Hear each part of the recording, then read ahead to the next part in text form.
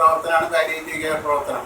അങ്ങനത്തെ രോഗികളുടെ അടുത്ത് 10 മാസം കഴിഞ്ഞിട്ട് ചെന്ന് കഴിഞ്ഞാൽ ചിലപ്പോൾ അവരെ കണ്ടുവന്ന് വരില്ല.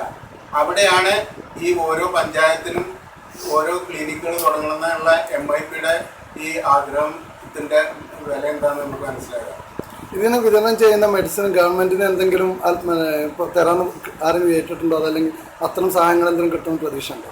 മെഡിസിൻ ഞങ്ങളെ ഈ ചുറ്റുവട്ടത്തുള്ള ചില പാലിയേറ്റീവ് കെയർ ക്ലിനിക്കുകളെല്ലാം ഞങ്ങളെ മെഡിസിൻ തന്നും മറ്റു തരത്തിലുള്ള ഉപദേശങ്ങൾ തന്നും ഞങ്ങളെ സഹായിച്ചിട്ടുണ്ട്. അത് ഞങ്ങൾ വളരെ നന്ദിയോടെ സ്മരിക്കുക. അതേസമയം തികയാത്ത മെഡിസിനുകൾ ഞങ്ങളുടെ പിരിവുകളിൽ നിന്നും ഞങ്ങൾ സംഘടിപ്പിക്കുന്നതിൽ നിന്നും വാങ്ങിക്കുക എന്നുള്ളത് തന്നെയാണ് ഞങ്ങളുടെ മുന്നോട്ടുള്ള കാഴ്ചപ്പാട്. ഏകദേശം എത്ര വളണ്ടിയേഴ്സിനെ ഇപ്പോൾ വെച്ചിട്ടുണ്ട്? ഞങ്ങൾക്ക് 12 ബ്രാഞ്ചസ്, 12 യൂണിറ്റുകളുണ്ട്. ഈ 12 യൂണിറ്റുകളിൽ 5 വീതമാണ് ഞങ്ങൾ ഓരോ യൂണിറ്റിനും വളണ്ടിയേഴ്സിന് എടുത്തിട്ടുള്ളത്. 15 60, അതും 10 സ്ത്രീകൾ ഞങ്ങൾ വളണ്ടിയേഴ്സ് ആയിട്ടുണ്ട്. അങ്ങനെ 70 വളണ്ടിയേഴ്സ് ഇപ്പം ഞങ്ങളുടെ അടുത്തുണ്ട്. ഇൻഷാ അല്ലാഹ് സമീപ ഭാവിയിൽ അത് അതിനേക്കാളൊക്കെ വളരെ കൂടിയ നമ്പറായി മാറും.